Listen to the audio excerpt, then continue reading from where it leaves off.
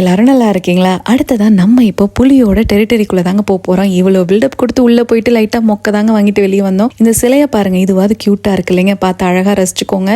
ஏன்னா உள்ளே போனாங்க இழுத்து போத்திக்கு மட்டும் இல்லைங்க, நல்லா தூங்கிட்டு இருந்தாங்க இந்த குளிருக்கு இதமாக. அந்த பக்கமும் ஒருத்தர் அங்கிட்டும் இங்கிட்டும் நடந்துக்கிட்டே இருக்காங்க. இந்த பக்கமாக வந்து கொஞ்சம் காட்சி அளிப்பாருன்னு பார்த்தா ஒரு ஏமாத்தத்தை கொடுத்துட்டாருங்க. ஆசாசையாக புளியை பார்க்க போய் ஏமாத்தத்தோடு வெளியே வந்தாங்க.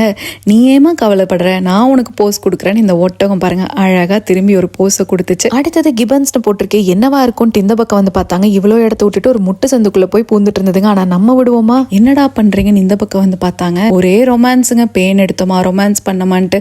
வேலண்டைன்ஸ் டே இப்பதானங்க முடிஞ்சது, அதோட எஃபெக்ட் போல. இந்த சத்தத்தை கேளுங்க இப்போ.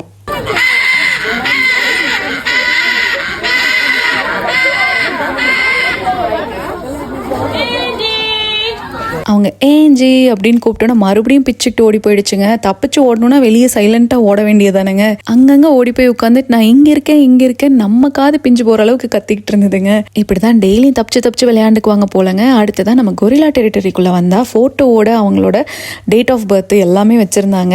அதில் இந்த ஜூனோ வீனஸ்னு சொல்லிட்டு 2 குட்டி பசங்க 2024 தான் வந்திருக்கிறாங்க.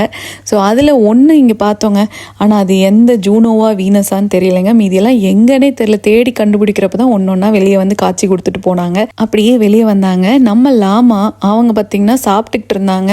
நிம்மதியாக கூட சாப்பிட விட மாட்டேங்கிறீங்கப்பா, போங்கப்பா அப்படின்ட்டு கிளம்பியாச்சுங்க அந்த பக்கமா. அப்புறம் சரி அந்த பக்கமும் போய் டிஸ்டர்ப் பண்ணலான்ட்டு போனாங்க. குட்டி பையன் பசிக்குதுன்னு ஆரம்பிச்சிட்டாரு. சரி கொண்டு வந்த சாப்பாடை ஒரு இடத்துல உட்காந்து அப்படியே சாப்பிட்டெல்லாம் முடிச்சுட்டுங்க.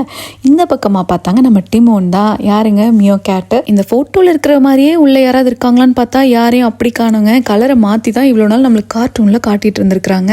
அப்போ பக்கத்தில் ஒருத்தர் ஒன்று எக்ஸ்பிளைன் பண்ணிட்டு இருந்தாருங்க. அதுக்கப்புறம் தான் அதை வந்து நான் கூகுள் பண்ணி தெரிஞ்சுக்கிட்டேன். இந்த மியோ கேட்ஸ்க்கு இருக்கிற ஒரு பழக்கம் பார்த்தீங்கன்னா ரொட்டேஷனில் பதவி ஏற்றுக்குவாங்களாமா, அதாவது வாட்ச் கேட்னு. அவர் என்ன பண்ணுவாராமாங்க, நீங்கள் கீழே எல்லாரும் சந்தோஷமாக சாப்பிட்டுருங்க, நம்மளை அட்டாக் பண்ண யாராவது வந்தால் நான் உங்களுக்கு சிக்னல் கொடுக்குறேன், ஓடி போய் ஒளிஞ்சுக்கோங்கன்ட்டு மேலே நின்று இவர் மாதிரி வாட்ச் பண்ணிட்டு இருப்பாராமாங்க.